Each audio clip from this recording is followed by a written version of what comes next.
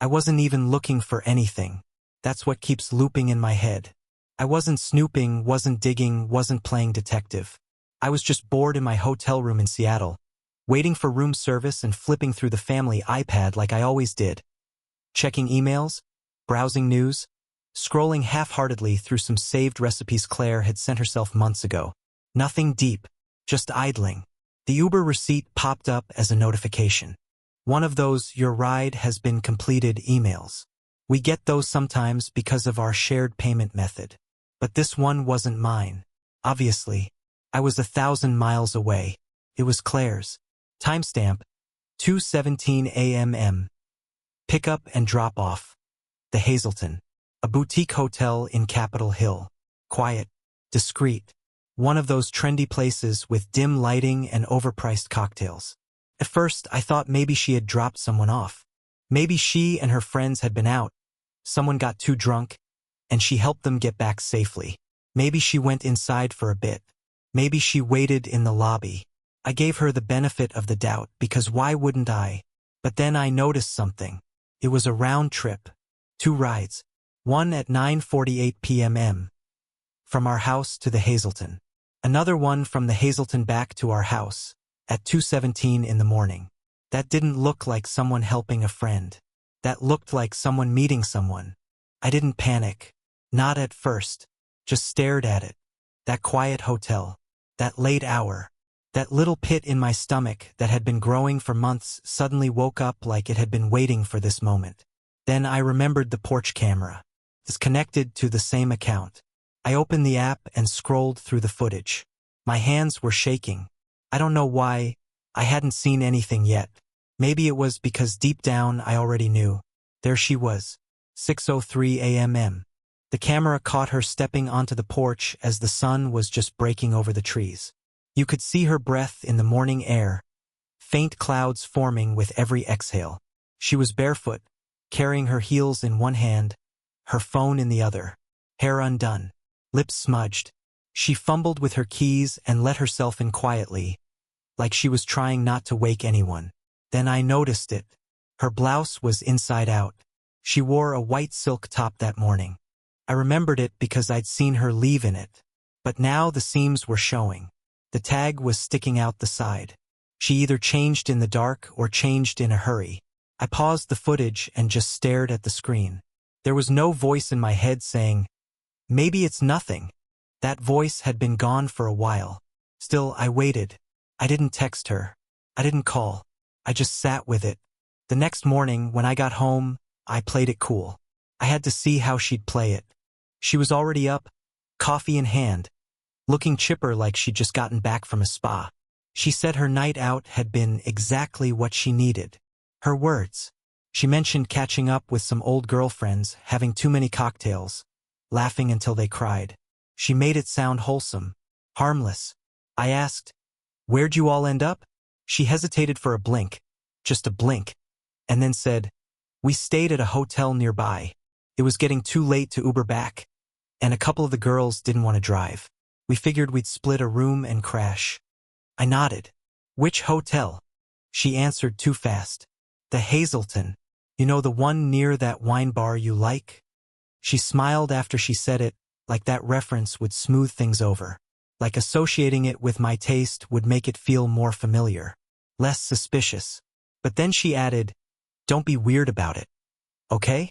It was just a girls' night. You know how much I needed that." And there it was. The pivot.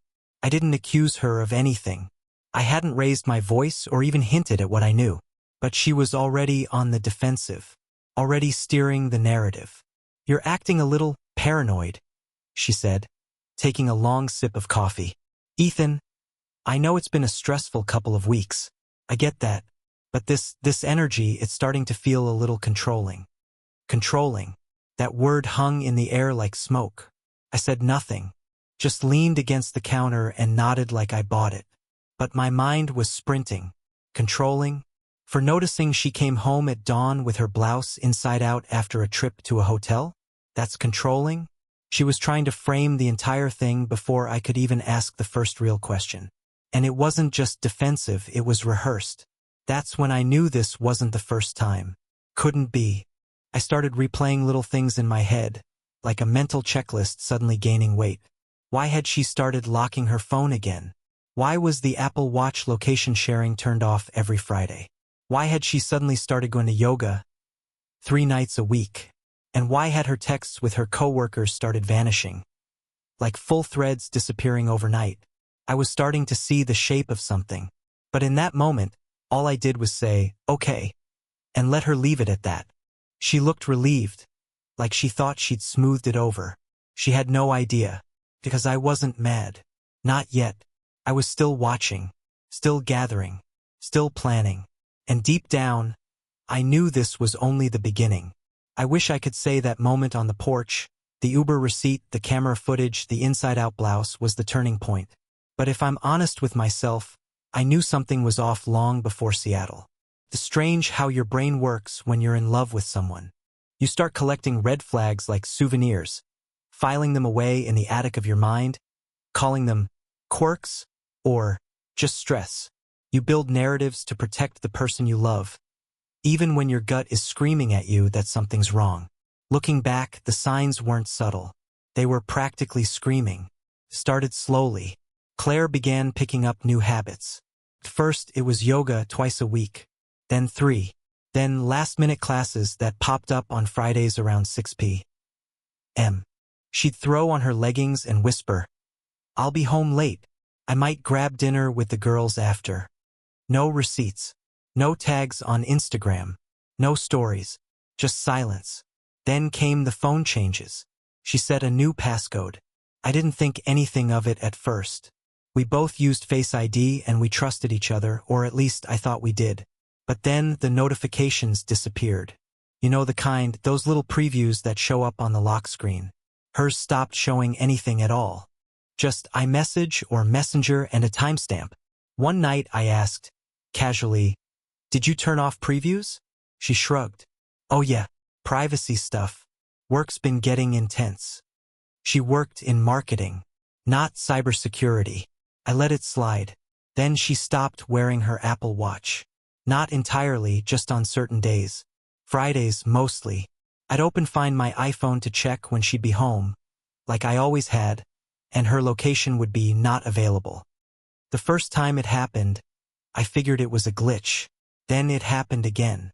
And again. Always on Fridays. Always when she had yoga or happy hour or spa night with the girls. I asked once, jokingly, "Your watch dies every Friday night?" She smiled like I'd made a clever joke. Weird, right? Maybe the battery's just sh*T. Then she stopped bringing it all together. Around the same time, her messages started disappearing. Literally disappearing. I'd borrow her phone to check a recipe or play a song in the car, and the Messenger app would have no conversations, like it had been wiped clean. I wasn't even looking for anything. It was just glaringly obvious. A blank slate, as if she was starting each day with a fresh inbox. Claire wasn't tech-savvy. She once called me in a panic because she thought her screen had turned upside down when she accidentally enabled portrait lock. But now she was managing multiple apps like a magician, making conversations vanish without a trace. And then there were the receipts.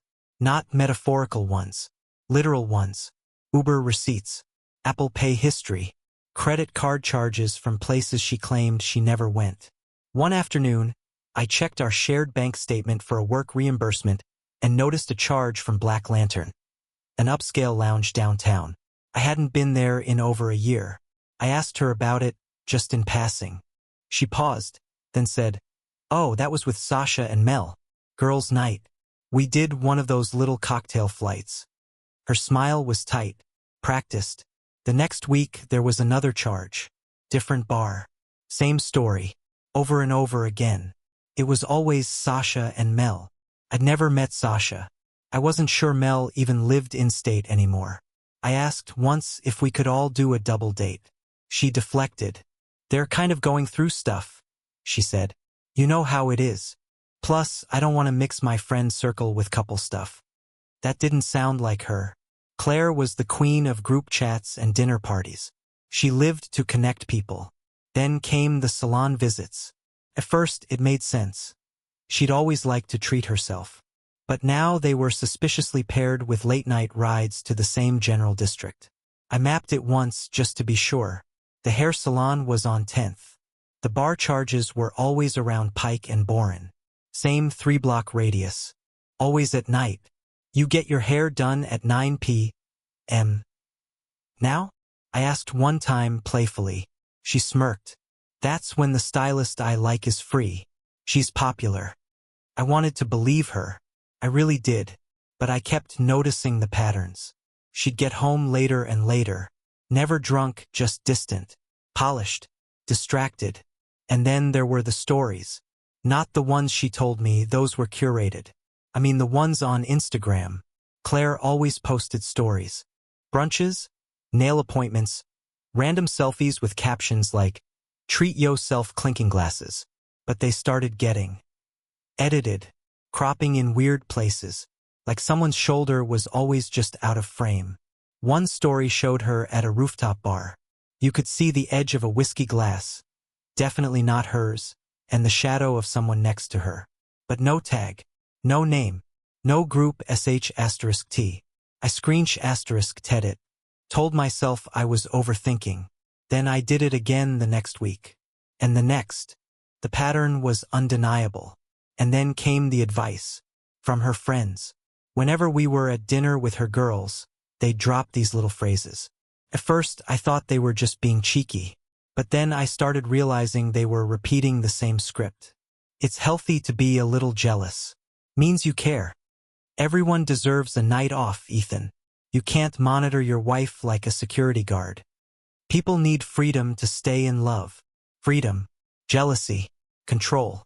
These weren't casual remarks. These were rehearsed. Claire never used to complain about me. We had our issues, sure. But I'd always been the supportive one. Took the early flights.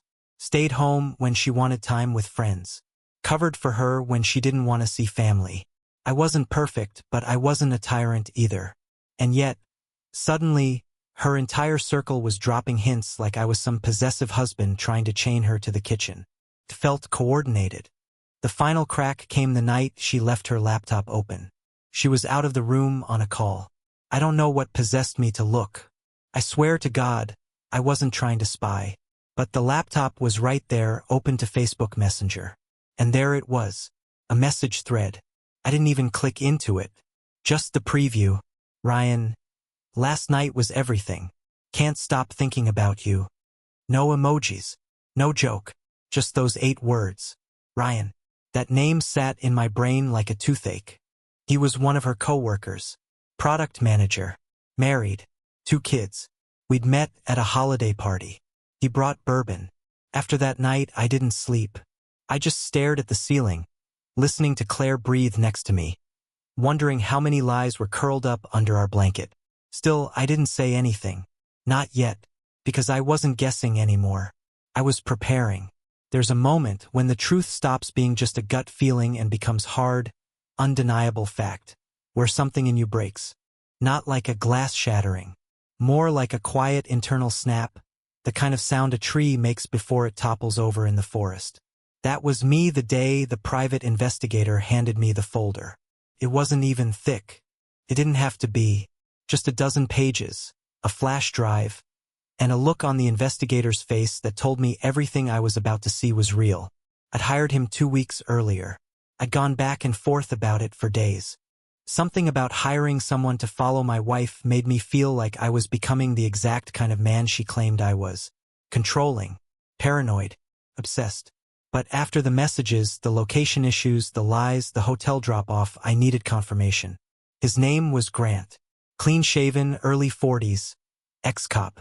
No small talk, just facts. When I first met him, I told him I wasn't looking for revenge or scandal. I just wanted the truth. He delivered. The first few photos were exactly what I expected, and somehow worse for it.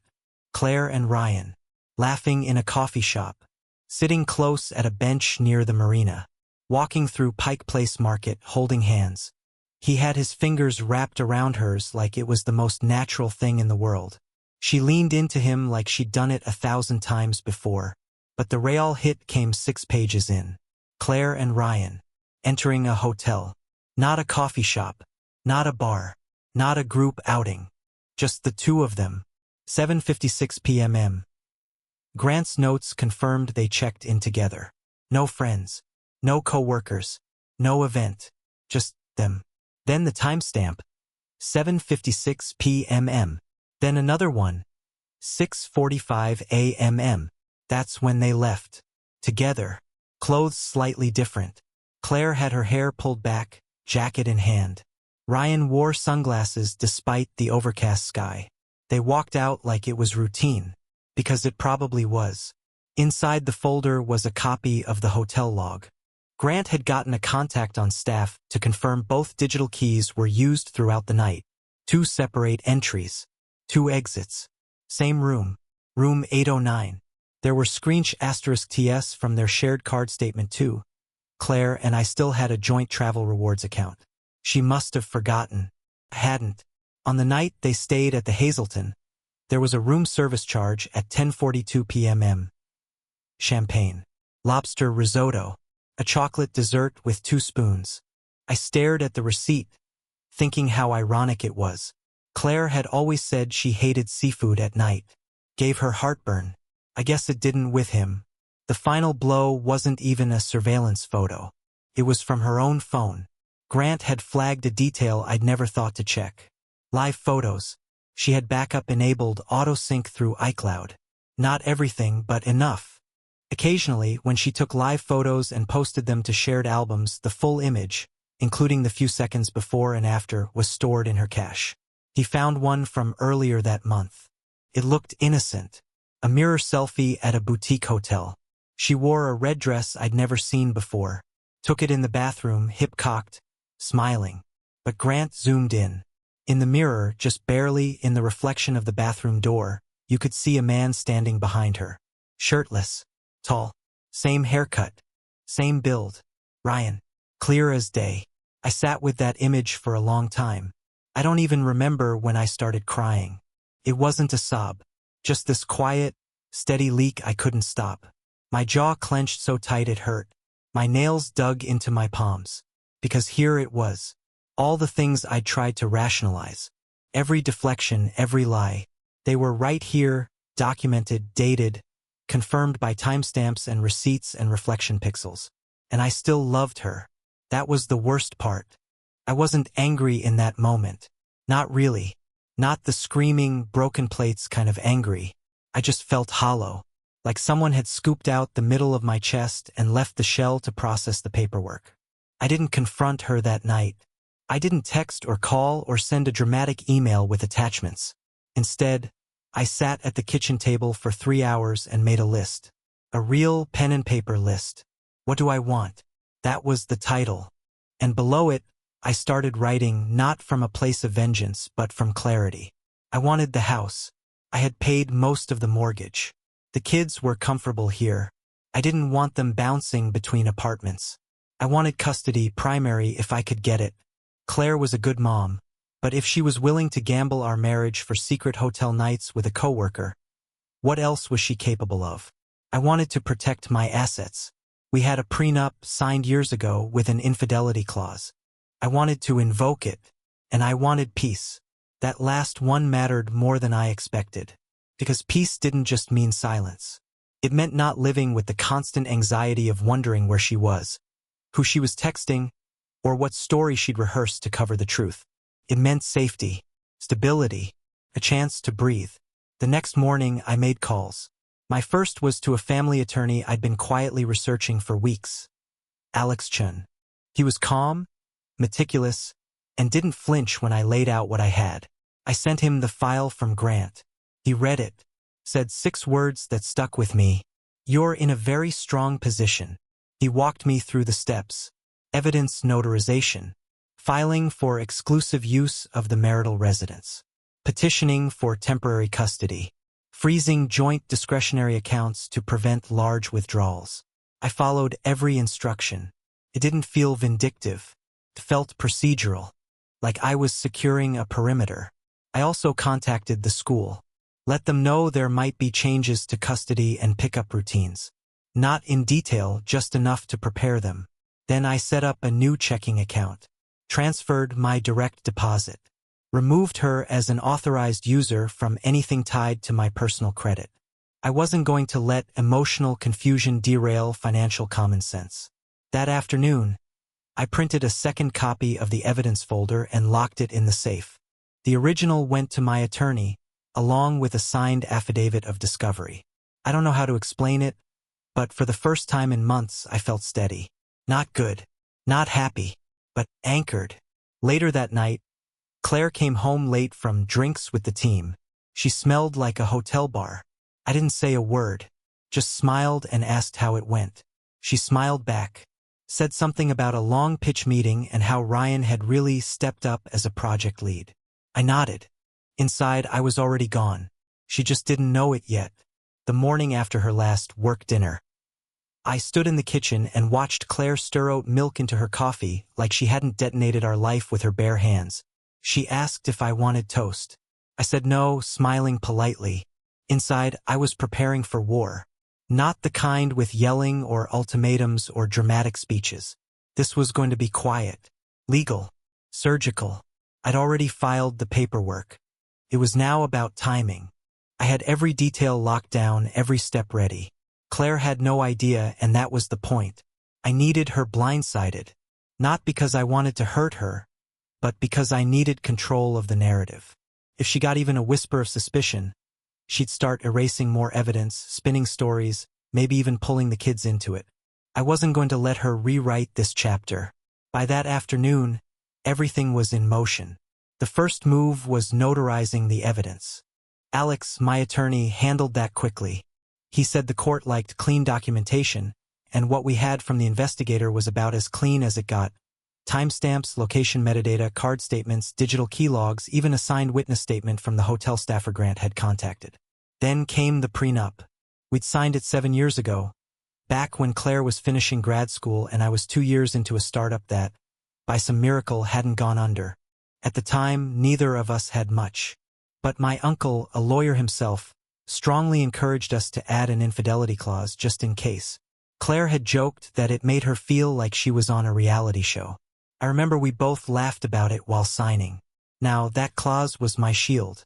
It stated that in the event of proven marital infidelity, the faithful spouse would retain exclusive rights to the marital residence, access to primary financial assets, and exemption from alimony. Claire would walk away with her personal property. But that was it. No spousal support. No half of my retirement. No fight over the house.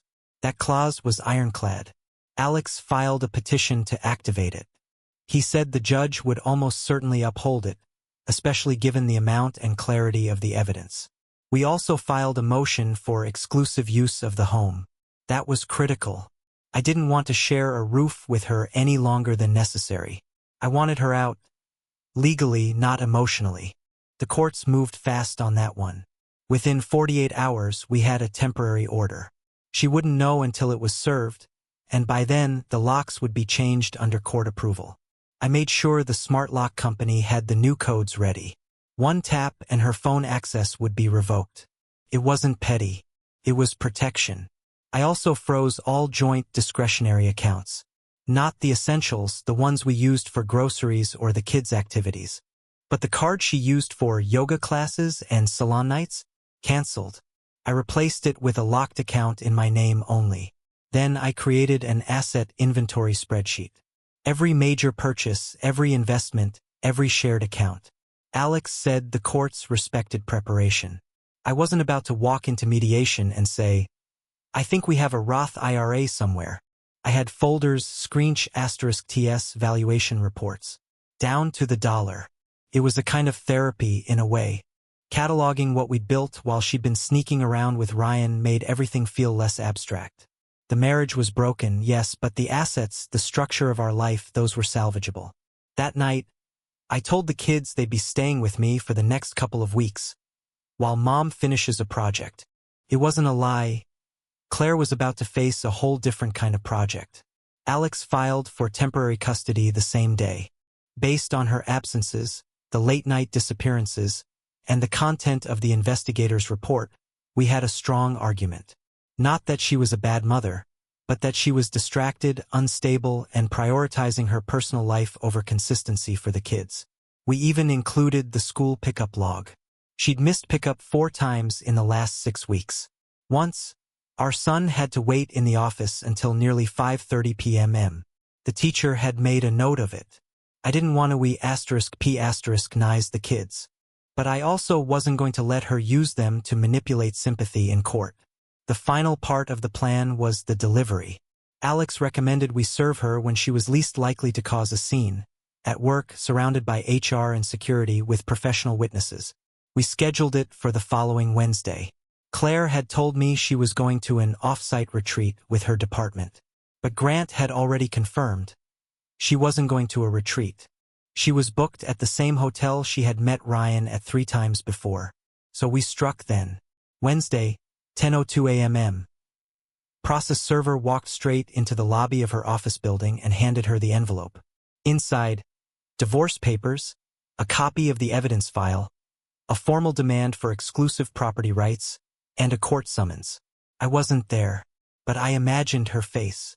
Imagine reading about your affair in print, your receipts, your photos, your reflection in a mirror, while standing 10 feet from your boss. By noon, Claire called me 3 times. I didn't answer. Instead, I called the school and notified them that per court motion, I was the primary contact for both kids, effective immediately. Claire was to be listed as secondary, with limited pickup permissions pending court clarification. The principal sounded uncomfortable but understanding. By the time I got home, Claire had left a message on our shared calendar. "Can we talk? Please." No punctuation after that. Just silence. When she arrived later that evening, the house was locked. The code had been changed. She stood on the porch for a solid 5 minutes before ringing the bell like a visitor. I watched through the blinds but didn't open the door. Not yet. She knocked once. Then again. Then nothing. She sat down on the porch bench, pulled out her phone, and just stared at it. Maybe at old photos. Maybe at the documents she'd been served. I don't know. But I didn't let her in. The next day, Alex received a call from Claire's newly retained attorney. They were shocked at the aggressive nature of the filing and requested a more collaborative tone moving forward. We declined. Ryan's wife reached out, too. She sent me **TS. Dozens of them. Messages between Claire and Ryan. Flirty at first. Then explicit. Then emotional. One of them read, "If he finds out, I'll lose everything. But I think it might be worth it." That message was dated 6 days before our Seattle trip. The one where I found the Uber receipt. The one where everything started to unravel. Ryan's wife also sent a video. Claire and Ryan at a rooftop bar. Kissing. So much for girls' night. We added that to the case file. Meanwhile, HR at Claire's office launched an internal investigation. Ryan wasn't just a coworker. He was connected to a vendor account that Claire had approval over. There were contracts, budget reviews, expense reports. Now it wasn't just infidelity. It was a potential violation of corporate policy. That night, Claire texted, "Can we please talk? For the kids, at least." I didn't respond. Instead, I took the kids out for burgers. We sat in a booth at a place they loved, and I listened to them talk about school, cartoons, and whether ketchup counts as a vegetable. For 2 hours, I was just dad.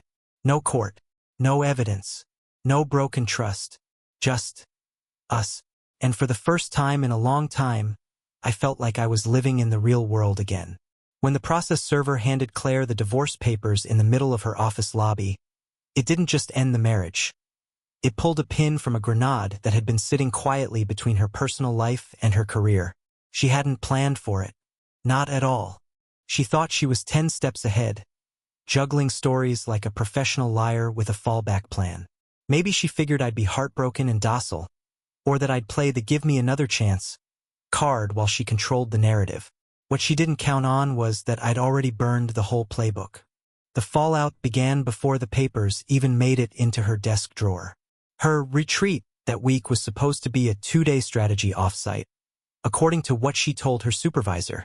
The kind of event that justifies mileage reimbursements, hotel charges, and a corporate per diem.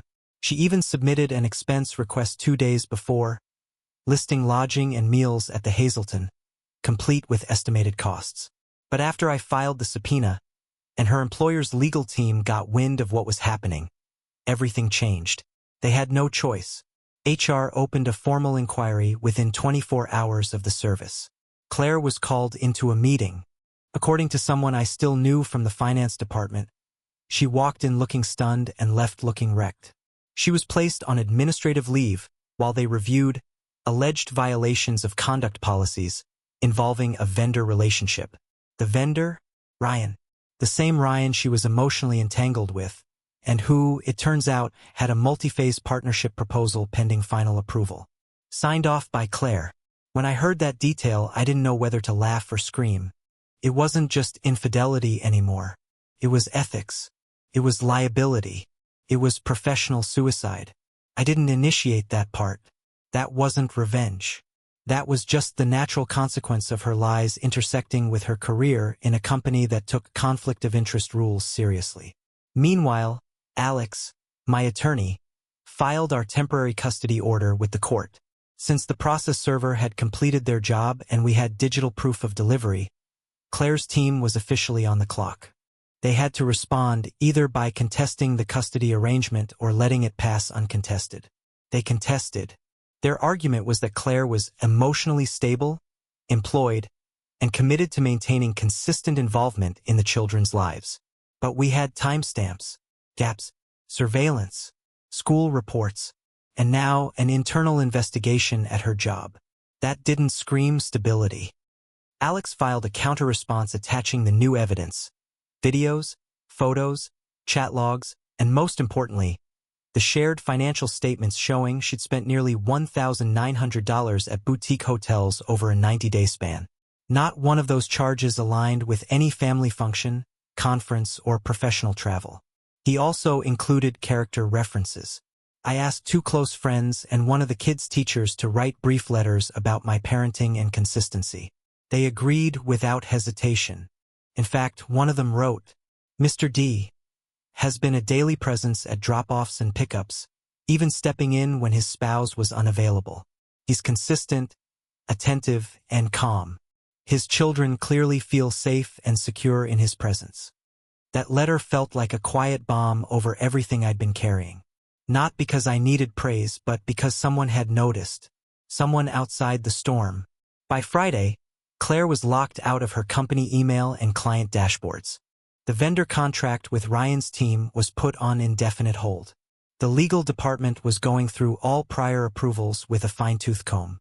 I knew this because Ryan's wife told me. Her name was Melissa, and once we'd both realized the full extent of our partner's betrayal, we formed an unlikely alliance. She was sharp, composed, and 10 times more collected than I felt. She called it mutually assured destruction with a polite tone. She had taken *TS weeks ago. Messages between Claire and Ryan that hadn't made it into our first evidence drop. Flirty ones, yes, but also administrative. Claire had forwarded Ryan internal documents, meeting notes, even budget figures from her department. I forwarded all of it to Alex. He sent a copy to Claire's attorney along with a simple message. Attached are documents pertaining to potential internal policy violations relevant to your client's employment. Please advise your client to refrain from contacting mine outside of official counsel. The next day, Claire showed up at the house. She didn't knock. She used her key, which she still had. I had been in the garage going through old storage bins when I heard the door open and slam shut. I walked into the kitchen and saw her standing there like nothing had changed. Except everything had. "You changed the lock code," she said. Her voice was quiet, flat. "Yes," I replied, keeping my tone steady. "Per the temporary order." She blinked. "You can't just shut me out of my home." "I didn't. The court did. You have the paperwork." She didn't argue. She just looked tired. Then she spotted the printed spreadsheet on the kitchen table, the asset inventory I'd been working on. She glanced at the tabs. "Property, accounts, custody timeline. Are you really doing this?" she asked, picking up a page like she had the right. "I'm already doing it. I didn't think you'd go this far." No, Claire. You thought I'd let it go. You thought I'd hear your story and fold like always. You thought I'd be so scared of losing you that I'd stay quiet. Her eyes flared. It wasn't like that. I crossed my arms. Then what was it? She looked down. I don't know. I got lost. You didn't get lost. You took a map, left breadcrumbs, and ran in the opposite direction. She sat down at the counter, her hands shaking just slightly. She wasn't crying, but I could see the cracks forming. I didn't want to destroy us. You didn't want to get caught. There was a long silence. Then she said something I didn't expect. He doesn't even talk to me anymore. I paused. What? Ryan. He stopped responding the moment things got messy. His wife threatened to out him to his board. He ghosted me. I didn't respond. She laughed. This bitter, humorless thing. Isn't that something? I blew up my life for a man who disappeared when it got inconvenient. I waited a beat, then asked, Do you regret it? Her eyes welled up. Every second of it. But regret is different than remorse. Regret is about consequences. Remorse is about empathy. Claire was still stuck in regret. She left not long after that, taking just a backpack and her work laptop. She didn't ask to see the kids. I didn't offer. Per the court's initial guidance, we weren't to disrupt their routine until the temporary custody hearing. The next day, her attorney emailed Alex requesting a mediation date. Too late. We already had a court date. Monday. She was going to have to stand up and explain it all. To a judge, to a courtroom, to the legal system that didn't care about tears or nostalgia. It only cared about proof. And that, I had in abundance.